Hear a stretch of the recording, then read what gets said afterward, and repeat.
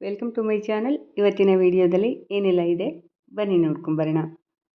19/7/2026 ಅವತ್ತು ಮಾಡಿರುವಂಥ ವಿಡಿಯೋ. ಅವತ್ತು ಭಾನುವಾರ ನಾನು ರಜೆ ತೊಗೊಂಡಿದ್ದೆ, ಟೈಲರಿಂಗ್ ಶಾಪ್ಗೆ ಹೋಗಿರಲಿಲ್ಲ.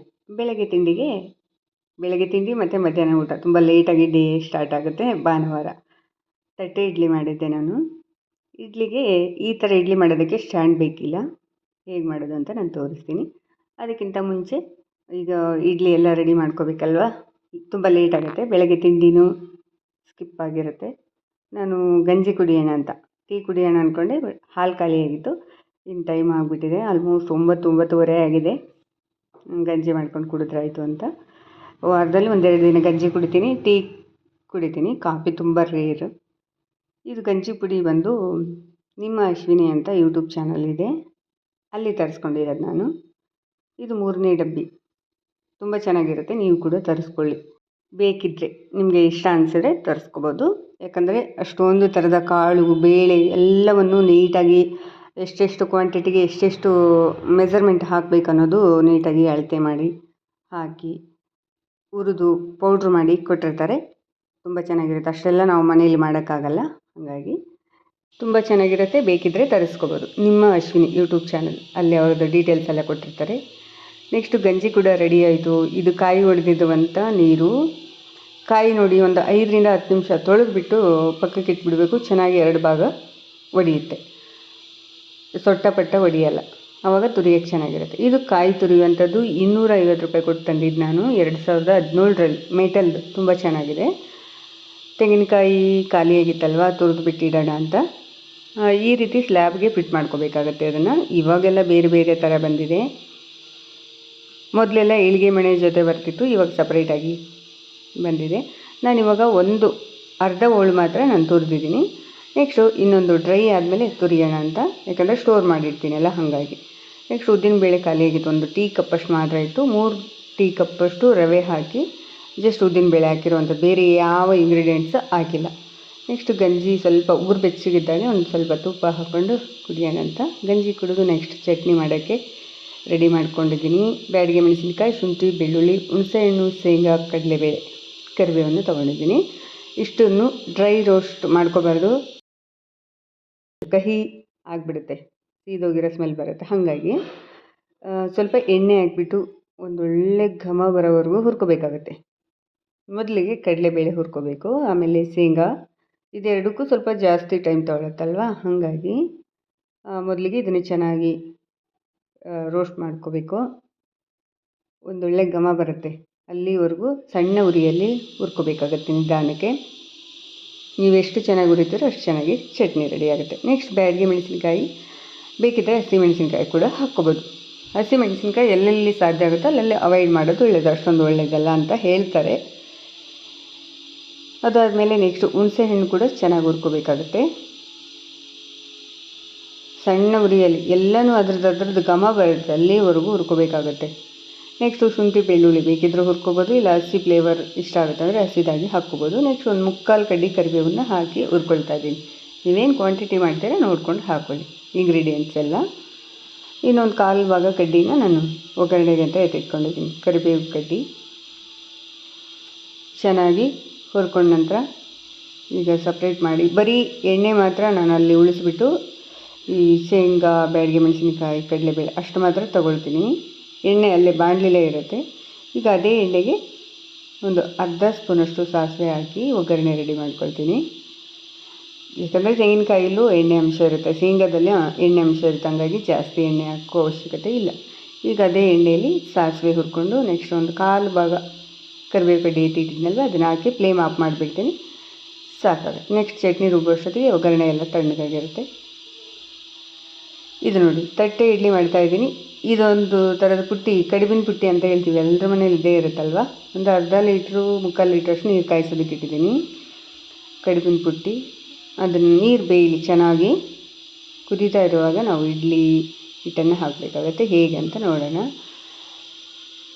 ಈಗ ಇಡ್ಲಿ ಹಿಟ್ಟಿಗೆ ಉಪ್ಪು ಹಾಕ್ತಾಯಿದ್ದೀನಿ, ಸೋಡಾ ಎಲ್ಲ ಹಾಕಲ್ಲ. ನೋಡಿ ಚೆನ್ನಾಗಿ ಫರ್ಮೆಂಟೇಷನ್ ಆಗಿದೆ. ಈಗ ಚಟ್ನಿಗೂ ಕೂಡ ಉಪ್ಪು ಹಾಕ್ಕೊತೀನಿ. ಆಮೇಲೆ ಇಡ್ಲಿ ಹಿಟ್ಟು ತುಂಬ ದಿನ ಎಲ್ಲ ಇಡೋಕ್ಕೆ ಹೋಗ್ಬೇಡಿ. ಇಡ್ಲಿ ಮತ್ತು ದೋಸೆ ಹಿಟ್ಟು ಅವತ್ತಿಂದ ಅವತ್ತೇ ಎಷ್ಟು ಬೇಕೋ ಅಷ್ಟು ಮಾಡ್ಕೊಳ್ಳೋದನ್ನು ಅಭ್ಯಾಸ ಮಾಡಿಕೊಂಡ್ರೆ ತುಂಬ ಒಳ್ಳೆಯದು. ಯಾಕಂದರೆ ಫರ್ಮೆಂಟೇಷನ್ ಆಗಿರುವಂಥದ್ದು ಚೆನ್ನಾಗಿರಲ್ಲ, ಹೆಲ್ತಿಗೆ ಅಷ್ಟೊಂದು ಒಳ್ಳೆಯದು ಅಲ್ಲ. ಅವತ್ತಿಂದ ಅವತ್ತೇ ಸರಿ. ವಾರದಲ್ಲಿ 2 ಸಲ ಹಿಂಗೆ ಮಾಡಿದ್ರೂ ಕೂಡ ನೀವು ಅವತ್ತಿಗೆ ಎಷ್ಟು ಬೇಕಷ್ಟು ಮಾತ್ರ ಮಾಡ್ಕೊಳ್ಳೋದು ಒಳ್ಳೆಯದು. ವಾರ ಪೂರ್ತಿ ಯೂಸ್ ಮಾಡೋದು ಒಳ್ಳೆಯದಲ್ಲ, ಒಂದು ಸಲ ಮಾಡಿಟ್ಟು. ನೆಕ್ಸ್ಟ್ ನೋಡಿ, ಈ ಥರ ಪ್ಲೇಟ್ಗಳು ತೊಗೊಂಡು ಅದಕ್ಕೆ ಎಣ್ಣೆನೋ ತುಪ್ಪನೋ ಸವರಿ ಇಡ್ಲಿ ಹಿಟ್ಟನ್ನು ಹಾಕೋಬೇಕಾಗತ್ತೆ. ಬಾಳೆ ಎಲೆ ಹಾಕಿದರೆ ಎಣ್ಣೆ ಅಥವಾ ತುಪ್ಪ ಹಚ್ಚೋ ಅವಶ್ಯಕತೆ ಇರೋದಿಲ್ಲ. ಡೈರೆಕ್ಟಾಗಿ ತಟ್ಟೆಗೆ ಬಾಳೆ ಎಲೆ ಹಾಕ್ಕೊಂಡು ಹಿಟ್ಟು ಹಾಕಬೇಕಾಗತ್ತೆ. ನಾನೀಗ ನೋಡಿ ಹಿಟ್ಟು ಎಷ್ಟು ರೆಡಿ ಮಾಡಿದ್ದೀನಿ ಅಂದರೆ, ಜಸ್ಟ್ ನನಗೆ 2 ತಟ್ಟೆ ಇಡ್ಲಿ ಬೇಕು. ಹಾಗಾಗಿ 2 ತಟ್ಟೆ ಇಡ್ಲಿಗೆ ಎಷ್ಟು ಕ್ವಾಂಟಿಟಿ ಬೇಕಾಗುತ್ತೆ, ಎಷ್ಟು ಮೆಜರ್ಮೆಂಟು, ಉದ್ದಿನಬೇಳೆ, ರವೆ ಅಂದರೆ ರವೆಯಲ್ಲಿ ಮಾಡಿರುವಂಥದ್ದು, ನಾನು ಅಕ್ಕಿ ನೆನೆಸಿ ರುಬ್ಬಿಲ್ಲ, ಇಡ್ಲಿ ರವೆ ಅಂತ ಬರುತ್ತಲ್ವ ಅದರಲ್ಲಿ ಮಾಡಿರುವಂಥದ್ದು. ಅವತ್ತೇ ನಾನು ಖಾಲಿ ಮಾಡಿಬಿಡ್ತೀನಿ. ದೋಸೆ ಹಿಟ್ಟಾದರೂ ಕೂಡ ಅಷ್ಟೇ, ಅವತ್ತಿಗೆ ಖಾಲಿ ಆಗೋ ಥರ. ನೆಕ್ಸ್ಟು ನಮ್ಮ ಮನೇಲಿ ದೋಸೆ ಮತ್ತು ಇಡ್ಲಿ ರಿಪೀಟ್ ಆಗಬೇಕಂದ್ರೆ 1 ತಿಂಗಳು ಬೇಕಾಗುತ್ತೆ. ಅಷ್ಟೊಂದು ಇಷ್ಟಪಡಲ್ಲ. ಮಾಮೂಲಿ ರೊಟ್ಟಿ, ಚಪಾತಿ, ಚಿತ್ರಾನ್ನ ಇದೆಲ್ಲ ಇದ್ದೇ ಇರುತ್ತೆ. ನೋಡಿ, ನೀರು ಕುದೀತಾ ಇತ್ತು, ಕಡಿಬಿನ ಪುಟ್ಟಿ ಇಟ್ಟು ಇಡ್ಲಿ ಸೆಟ್ ಮಾಡಿರುವಂಥ ಪ್ಲೇಟ್ ಇಟ್ಟು ಲಿಡ್ ಕ್ಲೋಸ್ ಮಾಡಿದ್ದೀನಿ. 1 ಇಡ್ಲಿ ಬೇಯ್ತಾ ಇದೆ, ಇನ್ನೊಂದು ಇಡ್ಲಿ ಇನ್ನೊಂದು ಸಲ ಬೇಯಿಸ್ಕೊಳ್ತೀನಿ. ನೆಕ್ಸ್ಟು ಚಟ್ನಿ ರೆಡಿ ಮಾಡ್ಕೊಳ್ಳೋಣ. ಒಟ್ಟಿಗೆ ಹಾಕಿ ಆದರೂ ರುಬ್ಬಿ ಅಥವಾ ಸಪ್ರೇಟ್ ಹಾಕಿ ಆದರೂ ರುಬ್ಬಿ. ಸಪ್ರೇಟ್ ಹಾಕಿ ರುಬ್ಬೋದೇ ಬೆಟರು, ಯಾಕಂದರೆ ಕಡಲೆಬೇಳೆ ಸ್ವಲ್ಪ ಗಟ್ಟಿ ಇರುತ್ತಲ್ವ, ಹಾಗಾಗಿ ಕಡಲೆಬೇಳೆ ಮತ್ತು ಶೇಂಗಾ ಸ್ವಲ್ಪ ಫಸ್ಟಿಗೆ ಪೌಡ್ರ್ ಮಾಡಿಕೊಂಡು ನೆಕ್ಸ್ಟು ಕಾಯಿ ತುರಿ ಹಾಕಬೇಕಾಗತ್ತೆ.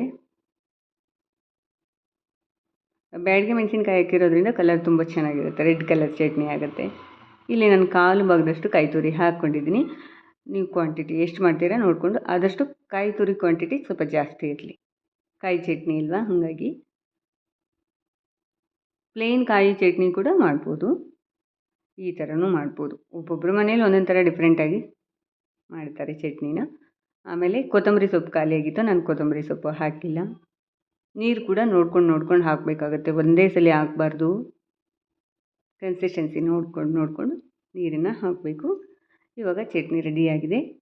ನಾನು ತೀರಾ ಗಟ್ಟಿ ತೀರಾ ತೆಳು ಮಾಡ್ತಾಯಿಲ್ಲ, ಮೀಡಿಯಮ್ಮಾಗಿ ಚಟ್ನಿನ ಮಾಡ್ಕೊಂಡಿದ್ದೀನಿ. ಸಾಂಬಾರು ಮಾಡಿಲ್ಲ, ಜಸ್ಟ್ ಇಡ್ಲಿ ಚಟ್ನಿ ವಡೆ ಮಾಡ್ತಾಯಿದ್ದೀನಿ. ಈಗ ಚಟ್ನಿನ ಒಂದು ಬೇರೆ ಪಾತ್ರೆಗೆ ತೊಗೊಂಡು ನೆಕ್ಸ್ಟು ಒಗ್ಗರಣೆ ತಣ್ಣಗಾಗಿತ್ತಲ್ವ ಅದನ್ನು ಮಿಕ್ಸ್ ಮಾಡ್ತಾಯಿದ್ದೀನಿ. ಇಡ್ಲಿ ಒಂದು ರೆಡಿಯಾಗಿದೆ. ಈ ಇಡ್ಲಿನ ಟ್ರಾನ್ಸ್ಫರ್ ಮಾಡಿಕೊಂಡು ನೆಕ್ಸ್ಟ್ ಬೇರೆ ಇಡ್ಲಿ ಸೆಟ್ ಮಾಡ್ತೀನಿ. ನೋಡಿ, ಚಟ್ನಿ ಈ ಥರ ರೆಡಿಯಾಗಿದೆ. ಈಗ ಇನ್ನೊಂದು ಇಡ್ಲಿನ ಸೆಟ್ ಮಾಡೀನಿ, ಅದು ಬೇಯ್ತಾ ಇದೆ. ಅಷ್ಟೊತ್ತಿಗೆ ಪಾತ್ರೆಗಳೆಲ್ಲ ತೊಳ್ಕೊಂಬಿಡೋಣ ಅಂತ. ಅವಾಗಿಂದವಾಗೆ ಪಾತ್ರೆಗಳು ತೊಳ್ಕೊಂಡ್ರೆ ಚೆನ್ನಾಗಿರುತ್ತೆ, ಇಲ್ಲಾಂದರೆ ಸಿಂಕ್ ಫುಲ್ ಆಗಿಬಿಡುತ್ತೆ. ಹಾಗಾಗಿ ನಾನು ಆದಷ್ಟು ಅವಾಗಿಂದವಾಗೆ ಪಾತ್ರೆಗಳನ್ನು ತೊಳಿತೀನಿ. ಊಟಕ್ಕಿಂತ ಮುಂಚೆ ಕರಿಬೇವು, ತರಕಾರಿ ಎಲ್ಲನೂ ಡಸ್ಟ್ಬಿನ್ಗೆ ಸಪ್ರೇಟಾಗಿ ಹಾಕಿ ಖಾಲಿ ತಟ್ಟೆಗಳನ್ನು ನೀಟಾಗಿ ಸಿಂಕಲ್ಲಿಟ್ಟಿರ್ತೀನಿ. ನೀವು ಕೂಡ ಅದೇ ಥರ ಮಾಡಿ, ಮಕ್ಕಳಿಗೂ ಕೂಡ ಅದೇ ಅಭ್ಯಾಸ ಮಾಡಿಸಿ. ಇಲ್ಲಾಂದರೆ ಸಿಂಕ್ ಕಟ್ಕೊಳ್ಳೋದು ಈ ಥರ ಎಲ್ಲ ಪ್ರಾಬ್ಲಮ್ ಆಗುತ್ತೆ. ಆಮೇಲೆ ಮಕ್ಕಳು ಹೇಳಿದ್ದು ಕೇಳಲ್ಲ, ನಾವು ಹೇಗೆ ಮಾಡ್ತೀವೋ ಅದನ್ನು ಫಾಲೋ ಮಾಡ್ತಾರೆ ಮಕ್ಕಳು. ಹಾಗಾಗಿ ನಾವು ಎಷ್ಟು ಶಿಸ್ತಿರ್ತೀವೋ ಮಕ್ಕಳು ಕೂಡ ಅಷ್ಟೇ ಶಿಸ್ತಿನ ಲೈಫ್ ಸ್ಟೈಲ್ ಫಾಲೋ ಮಾಡ್ತಾರೆ. ತುಂಬ ಎಚ್ಚರಿಕೆಯಿಂದ ಒಂದು ಮಾತಾಡೋದಾಗಲಿ, ಒಂದು ಕೆಲಸ ಮಾಡೋದಾಗಲಿ, ಒಂದು ನಮ್ಮ ಡೈಲಿ ರೂಟೀನ್ ಆಗಲಿ ಪ್ರತಿಯೊಂದನ್ನು ಕೂಡ ಎಚ್ಚರಿಕೆಯಿಂದ ಮಾಡಬೇಕಾಗತ್ತೆ ಚಿಕ್ಕ ಚಿಕ್ಕ ಮಕ್ಕಳಿದ್ದಾಗ. ಯಾಕಂದರೆ ನಾವು ಹೇಳಿ ಕಲಿಸೋದಕ್ಕಿಂತ ನಾವು ನಡ್ಕೊಂಡು ಅವ್ರಿಗೆ ಅಭ್ಯಾಸ ಮಾಡ್ತಾರೆ, ಅವರು ಅದನ್ನು ಕಲ್ತ್ಕೊಂಡ್ಬಿಡ್ತಾರೆ. ನೆಕ್ಸ್ಟ್ ಇನ್ನೊಂದು ಇಡ್ಲಿ ಕೂಡ ರೆಡಿ ಆಯಿತು. ಇವಾಗ ನಾನು ವಡೆ ಮಾಡ್ತೀನಿ. ಉದ್ದಿನಬೇಳೆ ನೆನೆಸಿದ್ದೆ ನಾನು ಎಕ್ಸ್ಟ್ರಾ, ಅಂದರೆ ಇದು ವಡೆ ಮಾಡೋದಕ್ಕೆ ಅಂತಲೇ ಎಕ್ಸ್ಟ್ರಾ ನೆನೆಸಿದ್ದೆ. ಅದನ್ನು ಚೆನ್ನಾಗಿ ರುಬ್ಕೋಬೇಕು, ಬೆಣ್ಣೆ ಥರ ರುಬ್ಕೋಬೇಕಾಗತ್ತೆ. ಒಂದು ಸ್ವಲ್ಪ ನೀರು ಹಾಕಿ, ಜಾಸ್ತಿ ನೀರೆಲ್ಲ ಹಾಕೋಕ್ಕೋಗ್ಬಾರ್ದು. ನೋಡಿ, ಈ ಥರ ಇದೆ. ನೆಕ್ಸ್ಟ್ ನೋಡಿ, ಬೇರೆ ಬೇರೆ ಇಂಗ್ರೀಡಿಯೆಂಟ್ಸ್ ಏನು ತೊಗೊಂಡಿದ್ದೀನಿ ಅಂದರೆ, ಚಿಕ್ಕದಾಗಿ ಕಟ್ ಮಾಡಿರುವಂಥ ಕಾಯಿ ಚೂರು, ಕಾಳುಮೆಣಸು, ಶುಂಠಿ ಚಿಕ್ಕದಾಗಿ ಕಟ್ ಮಾಡಿರೋದು, ಹಸಿಮೆಣಸಿನಕಾಯಿ ಮತ್ತು ಕರಿಬೇವು, ಇಷ್ಟು ಇಂಗ್ರೀಡಿಯೆಂಟ್ಸನ್ನು ತೊಗೊಂಡಿದ್ದೀನಿ. ಈಗ ಉದ್ದಿನ ಹಿಟ್ಟಿಗೆ ಹಾಕಿ ಚೆನ್ನಾಗಿ ಮಿಕ್ಸ್ ಮಾಡ್ಕೋಬೇಕು. ಉಪ್ಪು ರುಚಿಗೆ ತಕ್ಕಷ್ಟು ಆಲ್ರೆಡಿ ಹಾಕಿದ್ದೀನಿ ನಾನು. ವಡೆ ಕೂಡ ಅಷ್ಟೇ, ನಾನು 4 ವಡೆ ಬೇಕು. ಹಾಗಾಗಿ ನಾನು 4 ವಡೆಗೆ ಎಷ್ಟು ಬೇಕೋ ಅಷ್ಟು ಮಾತ್ರ ಉದ್ದಿನಬೇಳೆ ನೆನೆಸಿ ರುಬ್ಬಿಟ್ಕೊಂಡಿರುವಂಥದ್ದು. ಚೆನ್ನಾಗಿ ಮಿಕ್ಸ್ ಮಾಡ್ಕೊಂಡು ಚೆನ್ನಾಗಿ ರುಬ್ಕೋಬೇಕು ಅದನ್ನು, ಬೆಣ್ಣೆ ಥರ ಹಿಟ್ಟು ರೆಡಿಯಾಗಿರಬೇಕು. ಆವಾಗ ಉದ್ದಿನ ವಡೆ ತುಂಬ ಚೆನ್ನಾಗಿ ಬರುತ್ತೆ. ಬೇರೆ ಇಂಗ್ರೀಡಿಯೆಂಟ್ಸ್ ಏನೂ ಹಾಕಿಲ್ಲ, ಜಸ್ಟ್ ಉದ್ದಿನಬೇಳೆ ಅಷ್ಟೇ. ಎಣ್ಣೆ ಕಾದಿತ್ತು, ಇಲ್ವೋ ಅಂತ ಚೆಕ್ ಮಾಡೋದಕ್ಕೆ ಒಂದು ಸ್ವಲ್ಪ ಉದ್ದಿನ ಹಿಟ್ಟನ್ನು ಹಾಕಿ ನೆಕ್ಸ್ಟು ವಡೆ ಎಲ್ಲ ಹಾಕ್ತಾಯಿದ್ದೀನಿ. ಮನೇಲಿ ಏನೋ ವಡೆ ಮಾಡಿದರೆ ಹೋಲ್ ಮಾಡಿ ಮಾಡಬಾರ್ದು ಅಂತ ಹೇಳ್ತಾರೆ ದೊಡ್ಡವರು. ಹಾಗಾಗಿ ನಾನು ಜಸ್ಟ್ ಚಿಕ್ಕದಾಗಿ ವಡೆಗಳನ್ನು ಈ ರೀತಿ ಸುಮ್ಮನೆ ರೌಂಡ್ ಇರುತ್ತಲ್ಲ ಆ ಥರ ವಡೆನ ಮಾಡ್ತಾ ಇರುವಂಥದ್ದು. ನೆಕ್ಸ್ಟು ಗೋಲ್ಡನ್ ಬ್ರೌನ್ ಬರೋ ಥರ ವಡೆ ಕಲರ್ ಯಾವ ಥರ ಇರುತ್ತೆ ನೋಡಿ, ಗೊತ್ತಿರುತ್ತಲ್ಲ ಎಲ್ರಿಗೂ ಕೂಡ. ಆ ಥರ ಚೆನ್ನಾಗಿ ಕ್ರಿಸ್ಪಿಯಾಗಿ ಕರೆದ್ರೆ ವಡೆ ಕೂಡ ರೆಡಿ ಆಗುತ್ತೆ. ಹೀಗೆ ಎಷ್ಟು ಬೇಕೋ ಅಷ್ಟು, ಕಡಿಮೆ ಆದರೂ ಪರವಾಗಿಲ್ಲ, ಜಾಸ್ತಿ ಮಾಡಿ ವೇಸ್ಟ್ ಮಾಡೋದಂತೂ ಬೇಡವೇ ಬೇಡ. ನೋಡಿ ಇಡ್ಲಿ ಎಷ್ಟು ಚೆನ್ನಾಗಿ ಬಂದಿದೆ, ತಟ್ಟೆ ಇಡ್ಲಿ. ಅಡುಗೆನ ಜಾಸ್ತಿ ಮಾಡಿ ವೇಸ್ಟ್ ಮಾಡೋದಕ್ಕಿಂತ ಕಡಿಮೆ ಆದರೂ ಪರವಾಗಿಲ್ಲ, ಚೆನ್ನಾಗಿ ಅಡುಗೆ ಮಾಡ್ಕೊಂಡು ಊಟ ಮಾಡೋದು ತುಂಬ ಒಳ್ಳೆಯದು. ಇಡ್ಲಿ ಮಾಡೋದಕ್ಕೆ ಬೇರೆ ಬೇರೆ ಇಂಗ್ರೀಡಿಯೆಂಟ್ಸ್ ಏನೂ ಹಾಕೋ ಅವಶ್ಯಕತೆ ಇಲ್ಲ. ಜಸ್ಟ್ ಇಡ್ಲಿ ರವೆ ಮತ್ತು ಉದ್ದಿನಬೇಳೆ ಎರಡು ಇಂಗ್ರೀಡಿಯೆಂಟ್ಸ್ ಸಾಕಾಗುತ್ತೆ. ನಾನು 4 ಗಂಟೆಗೆ ಟೀ ಕುಡಿಯೋಕ್ಕೆ ಬಂದಾಗ ಉದ್ದಿನಬೇಳೆ ನೆನೆಸಿಟ್ಟೋಗಿದ್ದೆ. ರಾತ್ರಿ ಮಲ್ಕೋಬೇಕಾದ್ರೆ ರವೆನ ತೊಳೆದು ಉದ್ದಿನಬೇಳೆ ರುಬ್ಬಿಟ್ಟು ನೆನೆಸಿಟ್ಟು ಮಲಗಿದ್ದೆ. ಬೆಳಗ್ಗೆ ಅಷ್ಟೊತ್ತಿಗೆ ಚೆನ್ನಾಗಿ ಆಗಿತ್ತು. ನೆಕ್ಸ್ಟು ಟೈಲರಿಂಗ್ ಶಾಪ್ದ ಒಂದು ಕ್ಲಿಪ್ಪಿಂಗ್ ತೊಗೊಂಡಿದ್ದೆ. Last day tailoring class. ಇವರು ಡ್ರೆಸ್ ಕಟ್ಟಿಂಗ್ ಮಾಡ್ತಾಯಿದ್ದಾರೆ. ಇದು ನೋಡಿ ಅಳತೆ ಮಾಡ್ಕೊಳ್ತಾ ಇದ್ರು. ಇದು ಸ್ಟ್ರೆಚಬಲ್ ಇದೆ, ಹೇಗೆ ತೊಗೊಳ್ಳೋದು ಅಂತ ಕೇಳಿದರು. ನೋಡಿ ಅದು ಹೇಗೆ ಸ್ಟ್ರೆಚಬಲ್ ಇದೆ ಡ್ರೆಸ್ ಅಂದರೆ, ಇದು ಬಂದು ಹೆವಿ ಸೈಜ್ದ ಡ್ರೆಸ್ಸು. ಅದಕ್ಕೆ ನಾನು ಹೇಳಿದೆ ಅದು ಹೇಗಿದೆಯೋ ಹಾಗಿಟ್ಟು ಆರ್ಮೋಲ್ ಟು ಆರ್ಮೋಲ್ ಈ ರೀತಿ ಮೆಜರ್ಮೆಂಟ್ ತೊಗೊಂಡು ನೆಕ್ಸ್ಟ್ 1 ಇಂಚ್ ಆ್ಯಡ್ ಮಾಡ್ಕೊಳ್ಳಿ ಅಂತ ಹೇಳಿದೆ. ಆವಾಗ 22 ಇಂಚ್ ಆಗುತ್ತೆ. 22 ನಾಲ್ಕನೇ ಒಂದು ಅರ್ಧ ಭಾಗ, 22 ಅಲ್ಲಿ ಅರ್ಧ ಭಾಗ 11 ಇಂಚ್ ಆಗುತ್ತೆ. Chest width, next waste down, ಆಮೇಲೆ ಸ್ಲಿಟ್ ಡೌನ್. ಈ ರೀತಿ ಡ್ರೆಸ್ಗಳಲ್ಲಿ ಒಂದು 4-5 ಪಾಯಿಂಟ್ಗಳಿದೆ. ಆ ಪಾಯಿಂಟ್ಗಳು ನೆನ್ಪಿಟ್ಕೊಂಡ್ಬಿಟ್ರೆ ಆರಾಮಾಗಿ ಡ್ರೆಸ್ ಕಟ್ಟಿಂಗ್ ಮಾಡ್ಬೋದು. ಬ್ಲೌಸ್ ಸ್ವಲ್ಪ ಕಷ್ಟ ಆಗುತ್ತೆ, ಡ್ರೆಸ್ಸು ಎಲ್ಲ ಆರಾಮಾಗಿ ಸ್ಟಿಚ್ ಮಾಡ್ಬೋದು. ಒಂದು 5-6 ಪಾಯಿಂಟ್ ನೆನ್ಪಿಟ್ಕೊಂಡ್ರೆ ಬ್ಲೌಸಲ್ಲಿ ಅಂದರೆ ಒಂದು 10ರಿಂದ 15 ಪಾಯಿಂಟ್ಸ್ ಇರುತ್ತೆ. ಇದು main fabric. Last day dress stitch ಮಾಡ್ತಾಯಿದ್ರೆ, ಒಂದು ಡ್ರೆಸ್ಸು ಸ್ಟಿಚ್ ಮಾಡಿದ ಆಲ್ರೆಡಿ, 2ನೇ ಡ್ರೆಸ್ ಇದು.